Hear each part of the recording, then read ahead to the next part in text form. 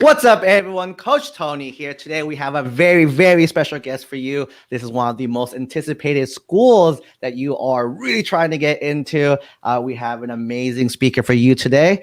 She's going to go on. She's going to share her story, her educational path from 9th grade to 12th grade. And afterwards, if y'all have any questions for her, you can definitely leave it in the comments. And I think at the last part of this call, she'll just answer your questions for you. So if you have any questions, drop them in the comments where you're at, wherever platform you're on right now. You can drop it there. But without further ado, I'm going to introduce Kai. Oh, where's the brand? Boom, Kai. Introduce herself real quick. Hi, everyone. My name is Kailani. You can call me Kai. I'm a first year at UCLA. I'm a cognitive science major, and I'm planning to also minor in music. Super awesome. Yeah, so I think the big question of the day is like if you can share your educational journey from like what type of student were you in high school, like in terms of academics, any numbers like tests, and the extracurriculars, so kind of like your educational journey throughout. Yeah, so in 9th grade, I know a lot of people stress about APs, but I didn't start doing any APs until like 10th grade. Even then, I only did like one. But I was very into like music and all that stuff, so I focused a lot on my extracurriculars 9th grade. I joined my school's band, and that was kind of it at first. It started off pretty slow, but as usual, like it's like a transition from middle school to high school, so it's never going to be like right off the bat like I need to do all of this stuff. I had no idea where I wanted to go to college yet, so it was more just like getting used to like the whole high school experience. Around 10th grade, that was when a lot of counselors were like, oh, like, 10th grade and 11th grade, your grades are going to matter a little more. So I started putting in some more work. In terms of like grades, I feel like my grades kind of just reflected that like things were a bit easy for me at the time. I wasn't really pushing myself because I wasn't exactly sure like how I wanted to be pushed. But I did try and keep my grades up. So I had kept like a consistent 4.0 throughout the first couple years. And then in 10th grade, that was when I did my first AP test. I passed with a 4. In all honesty, I didn't really study that hard for it. I probably should have, but it was kind of just to see like, okay, like this is what an AP class is like. I was kind of worried about things, but after I think junior year, that was probably my hardest year in terms of school.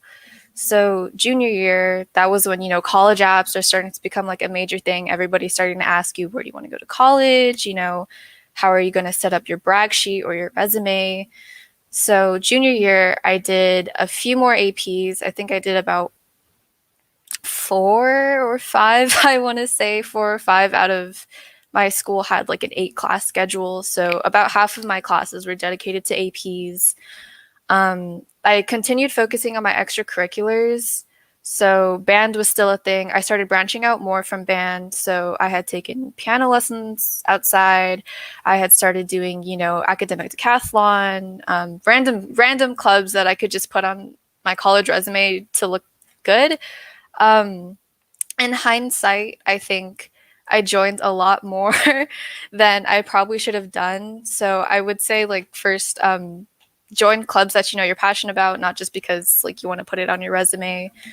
So yeah, I joined a random clubs like yearbook. My school had a broadcasting team. I did that. There was like random activities I did with friends. So there was a hackathon. Basically, so like a hackathon is just like kind of a computer science event.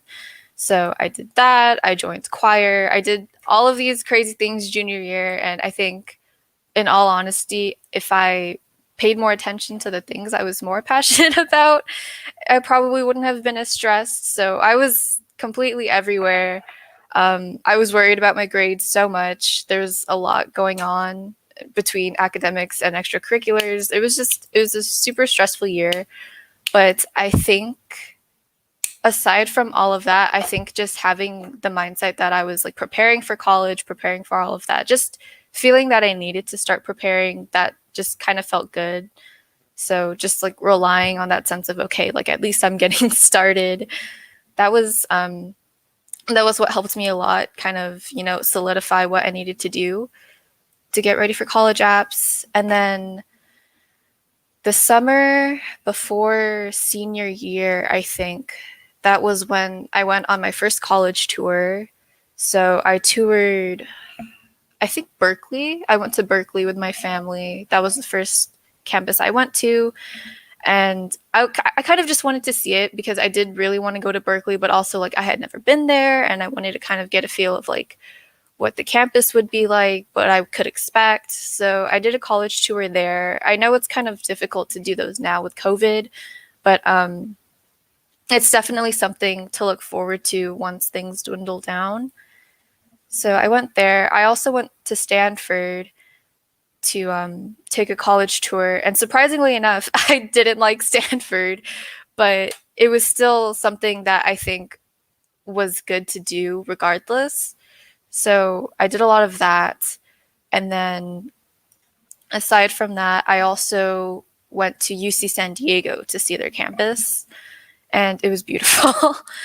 So I think I didn't do a lot of tours also because like some of them cost money. So I kind of just did the ones that I was able to do. And by then, that summer, I had started formulating like my college apps. I had put together a kind of like a rough sheet. It's called a brag sheet. I think I mentioned that earlier. It's kind of just like a rough estimate of like how your stats are going and like the things that you've done throughout your high school career, academics, classes that you've taken, or maybe awards that you've gotten. So by my senior year, I had taken, I can't remember. I think I had taken the first SAT during junior year, and then I might have retaken it senior year. What did I do summer before senior year? Extracurriculars. Oh, okay. So the summer before senior year, in terms of extracurriculars, so let me see. I have a list. The main thing I did that summer, besides kind of just going around colleges, usually what I had done during the summers was take classes at a college to kind of just like boost my GPA or just get rid of classes that I didn't want to worry about during high school. But that summer I mentioned this, I did this hackathon. It was like a computer science event with my friend. As kind of context, I had no background in computer science whatsoever. It kind of just did it because she wanted me to, and I thought it would look good for my college apps. That was a really bad idea in terms of like reasoning. I don't think I should have done that just for college apps. I think it was more important that I did it kind of just to get out and, have the experience. But it was like, I think a 2-day long event. We kind of just, we learned how to do basic coding, make websites, things like that. That was like the biggest thing I did during that summer. But besides that, I didn't really do a lot of extracurriculars. I think, the main thing I did was just the college tours because I wanted to pay more attention to that. So that's where I left off. Senior year started. I started getting ready with my college apps. By then, my test scores had been my first SAT from junior year. I took it as like a sort of benchmark to see where I was at. I recommend taking the SAT twice, just so you know. Maybe 3 times if you're really unsure, but definitely at least 2. So the first time I took it as a benchmark, I got 1330, and then my senior year I got 1390. And then, okay, so this is also from Charlotte. I mentioned doing a lot of stuff junior year. Is it bad to start many things then? No, I don't think it's bad. I think starting it at all is a good thing. It's never too late to start something in high school, especially because at some point it's going to give you experience that you might need. So there are some things that I wish I had started before, like maybe doing academic decathlon freshman year, or maybe doing something in 10th grade. But at the same time, I wasn't exactly worried about joining a lot of things. I was kind of more just worried about, like staying on top of what I was already doing in terms of like music and school. So it's definitely not too late to start junior year, especially because that's usually like what they call the year that matters. So it's not too bad to start, but I will say don't overwork yourself. Don't do more than you can chew. And then yeah, so I guess like connecting that to everything. So I had made a list of all the activities I did, and I started doing college apps. I think the UC app opened August or October. I can't remember. So they opened, and then I immediately started getting to work on them. And after a while, I noticed my college list kind of narrowing down in terms of the places I wanted to go to. So oh, okay, yeah, thanks, Tony. So yeah, so they open August and you can start submitting them October. So I had a really like foolproof list starting off. Me and some of my friends, we even had to maybe like make lists of like 20 colleges already off the bat. And I think after a while, I kind of realized that, first of all, I didn't want to pay a lot of money for the applications, but also second, I realized there are a lot of colleges that I kind of really wanted to focus on more than just all of these extra colleges. So what I did was I applied to 4 CSUs, California State Universities, 4 UCs, and then 4 privates / out-of-state colleges. Okay, text or comment from Amy. Did you know what you wanted to do in high school? Okay, yeah, we'll do the Q&A after. So yeah, so I applied to those 4 schools in each category. So 4 CSUs, 4 UCs, 4 privates and out of states. It was, I think it was a pretty cohesive list, doing 4 in each category. It was kind of safe too, because my UCs, they were like half safeties, half not safeties. So I don't know if you guys have heard of the term safeties, but it's definitely good to have a few colleges that you know you'll get into. In the event that something happens and you're not able to get in, at least you have colleges to rely on. And then I applied to all of those. A few of these colleges, actually, fun fact, I didn't expect I would get into. So UCLA, actually, I did not expect to get into, let alone go to. But doing the application just as like a safety, I think I figured I was already living in LA, and I think that was part of the reason why. Maybe like if I got into UCLA, I could stay in LA. So it's always kind of just good to just throw schools out there, but make sure that you're like, you have good reasoning. Like, don't just apply to a school because you're not sure. That's not kind of like the best route to take. So I applied to those, and then I applied actually to a lot of schools super later on. So I don't think I applied to any early action or early decision.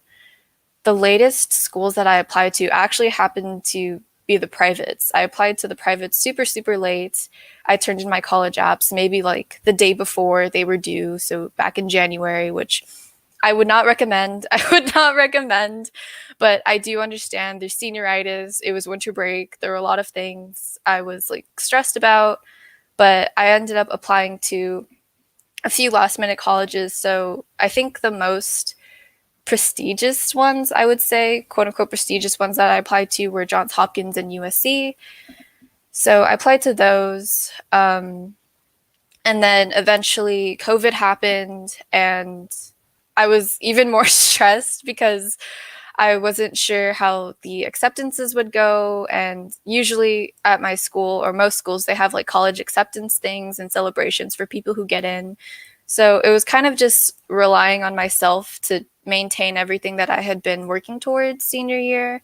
So including senior year, as far as academics go, I did one more AP than I did the year before. So 5 APs. 2 of them were math. I was bombarded with a lot of stuff. And by my second semester senior year, I was really, really tired. I was exhausted. COVID was happening. I wasn't really feeling it. But at the end of the day, I feel like all the hard work was worth it because I got accepted to almost all of my schools. There were a few I didn't get accepted into, but I wasn't upset because, like I said, when you make your college list, you kind of want to start with choosing schools that you know you wouldn't be upset with going into. So I got a few of the Cal State University ones pretty early, and then the UCs started coming in around between March and April. I was accepted into Santa Barbara first, and then UCLA, and then I was waitlisted Berkeley and San Diego, and then accepted later on. And then, yeah, so from there, I was accepted to UCLA, and I was trying to decide where I wanted to go. So I ended up picking UCLA not only for cost, but also because I felt like they had a pretty well-rounded curriculum and a lot of opportunities. So I chose there, and also because like at a certain point, once you get accepted, there are a lot of opportunities that they give you to like meet other first years, meet other transfers, meet counselors. So there were a lot of like opportunities, especially now that everything's online. I got to meet a lot of new people, and I really liked the atmosphere that UCLA had, even though even though it was all online. So I ended up going there. So once you accept, you send them like a formal letter saying that I accept. And then what else happened? I spent that summer after senior year, I think kind of just prepping. So they have academic calendars that you can see. I did a lot of research in terms of like what I wanted to take, what classes I wanted to take. The major that I picked. So in college apps, you have an option to say undecided, or if you know what you want to study, you can list that so they can consider that. So I had already listed that I wanted to study cognitive science. So I had my mind set on, okay, like what classes should I take? What should I do? I focused on not necessarily career options for my major, but kind of what other people had directly started doing with their major. So I know that's kind of unclear, but I would say like it would be like, okay, seeing a list of options versus seeing what people are actually doing, if that makes sense. So I started kind of like going around saying, okay, like this person started working here, or this person started working in pre-med, this person became a psychologist. So that kind of gave me an idea of like what I could do with a major and what classes I could take. They also have these things called 4-year plans, so you can start making plans to see what classes that you want to take that will line you up specifically to your career path, or if you want to take further education. And yeah, school for me for UCLA started October 1st, so a little later than a lot of the other schools, but I think it still gave me some time to really focus on preparing. There was an orientation. At orientation, we get to pick our classes, do placement exams if you feel like you can place out of a certain class or a certain general education requirement. And yeah, I think from there it's been smooth sailing. I'm in my winter quarter right now. We started January 4th, so we started pretty early, but everything's pretty good right now. We're not failing. It's very different being in college, at least on Zoom, compared to being in high school. You'll be in Zoom with like maybe 200, 400 other kids, and it's a lot to take in. But also, I think the best thing so far about college is that compared to high school, you don't need to rank yourself. You don't need to compare yourself. You can kind of take things on your own pace. So yeah, that would be like, that would be it, I think. Super. I think that was a super amazing, comprehensive journey. I think that definitely helped a lot of students as well too.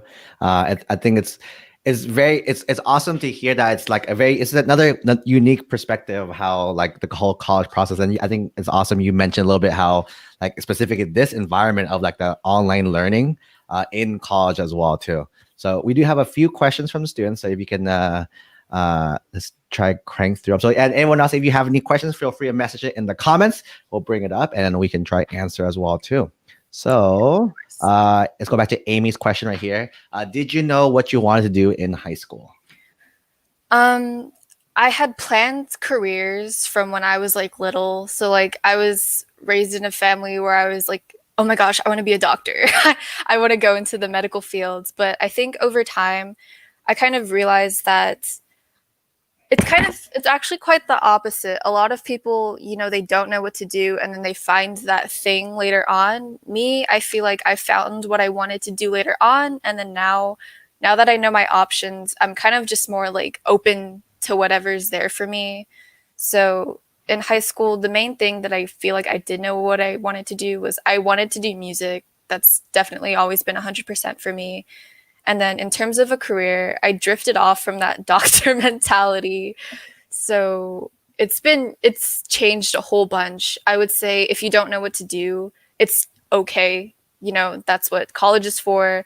That's what life after is for. You have so much time to plan your career, but it is an advantage to have an idea. So my general idea has always been psychology, medical field. That's what I always go back to.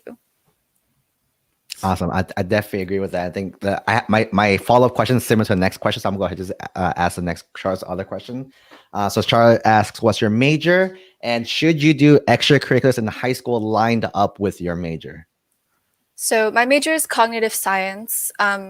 To explain that a little more, it's kind of like an amalgamation of different subjects. So it's like neuroscience, psychology, philosophy, computer science. I see it as like a more versatile major for psychology. And did I do extracurriculars in high school lined up with my major? I think the main things I did related to my major were the hackathon that I told you guys about. Again, though, I didn't have a lot of background with it. I kind of just did it for fun. But if I were to say that lined up to it, it would definitely have been that. And then it's an extracurricular. It's more like an academic extracurricular. But in general, no, I didn't do extracurriculars lined up with my major. So I would say if you want to do that, that's great. I would totally recommend that. That looks really good. But it's not something you have to do. Most of my extracurriculars were like music and the arts. Yeah, I think that's like the perfect response as well too. I think for me, I think a lot of students think they have to know what their major is, so they have to do exactly what it is for that major. And the more students, like eventually I bring more and more students on, and you'll see like that's basically the trend of like, actually no, we love doing whatever. Like Kai loves music, this and that, but her major is something else, and it can be that as well. So don't restrict yourself on whatever it is there. Right. Another question here is how many colleges do you recommend starting off with on a college list? So I had mentioned that a lot of people I knew started off with maybe at least 20 colleges. So I would say do your research. And what I did was I just made a huge list of colleges that I thought looked cool. And then from there, pick them off. So if you really don't feel like passionate about it, once you put more research in it, just scratch it off. And I think maybe 10 is a safe number. So what I did 4 Cal States, 4 UCs, 4 privates. I think that was pretty safe to do, or you can do 3 of each, 5 of each, whatever you're comfortable with. But definitely no more than like 15 or 16, and then no little than 7 or 6. I think, yeah, between like 6 and 12 is a good range. So not too many, not too much.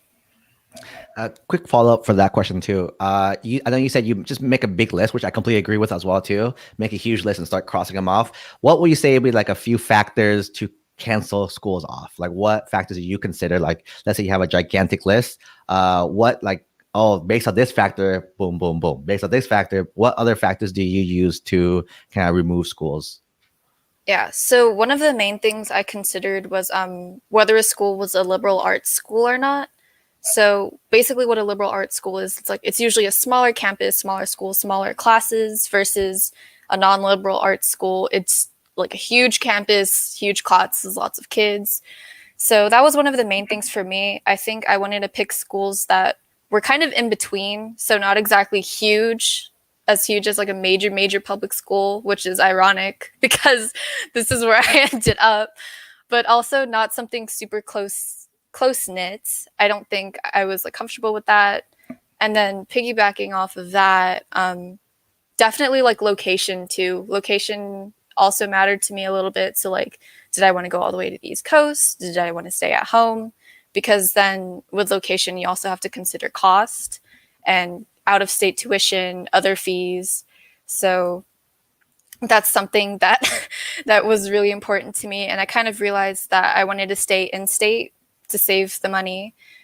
Another thing was, oh yeah, of course, academics and like the things that they offered. So a lot of the schools, there were random schools that I liked just because I had heard of them or that I liked them.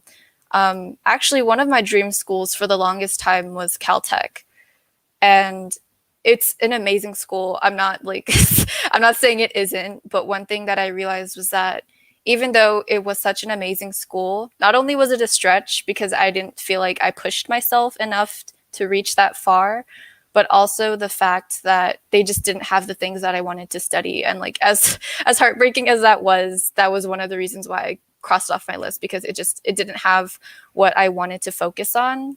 So picking a school that has like things that you're interested. So whether it be sports, maybe they have labs that you want to do, maybe they have opportunities for you that another school doesn't have. So opening up your mind to just like what they have to offer, I think, in terms of academics and extracurriculars, that was also one of my major things. And then last but not least, I would say the last thing that made me cross schools off my list was kind of just how do I say this? I think not ease of access, but like there's stats that they'll give you about schools, like faculty to student ratio and like the different departments that they have. So just seeing like how available those people would be to me, that's kind of what also crossed them off my list. Super awesome. Cool. We are running low on time, so let's just squeeze in one final question. I think we can kind of merge these two questions together. JC asks, did you apply to scholarships? I'm also going to add Jennifer's question, which is similar also. Did you apply to the UCLA Alumni Scholarship before you receive your decision? So did you apply for scholarships, and did you apply for this Alumni Scholarship? Yeah, so I applied to a few school scholarships that my school actually offered. I applied to random scholarships that were related to my parents' jobs. So say your parents are like in a union or they have like a work scholarship, I applied to those. And then if you're doing an extracurricular, so say like piano, I've been doing piano, I decided, hey, like maybe I should apply to a scholarship that suited me. That's kind of what I did. I didn't really apply to general scholarships. I kind of chose scholarships that were focused more into the things that I was already doing. And actually, no, I didn't apply to the UCLA Alumni Scholarship because I think I mentioned this earlier. I wasn't sure. I didn't think I would end up going to UCLA, but so I didn't really prepare myself for that. But I'm sure if I knew about it and I was passionate about it, I definitely would have. Super awesome. Thank you for all that. One final question for me. So our group is nicknamed The Unfair Advantage, and our whole goal is to give all of our students like the unfair advantage in the whole college admissions process as well too. What is one tip that you want to give students that's like a secret knowledge or like an unfair advantage for them to help them navigate either like the college admissions process, either just success in high school or even like beyond? So it could be anything, but what's one tip you want to give to students? One tip I would say is that, okay, so one for high school would be don't try and compare yourself to anybody else but yourself. So consistently try and make yourself better, try and make yourself a better student. If you have a certain grade and you want to boost it, just boost it. It doesn't matter what anybody else is doing, because at the end of the day, colleges, they're not going to be like, oh, so you didn't do this, but so-and-so at your school did. It's going to be, okay, this is your growth. This is your story. This is how they grew themselves as a person. So stay focused on you, be committed to you, be focused on growing whatever it is you need to grow. And the same applies for college. So it's especially once you're in college, those ranks aren't going to matter. It's going to be you trying to figure out your place in the school, your place in maybe a future career, and seeing what you just want to do. Definitely focus on you, because at the end of the day, that's what's going to matter. Awesome. That's amazing. I can't top it off any better. So if students want to connect with you after, maybe ask you, maybe they forgot a question or two, what's the best way they can reach you to kind of ask a quick follow-up question?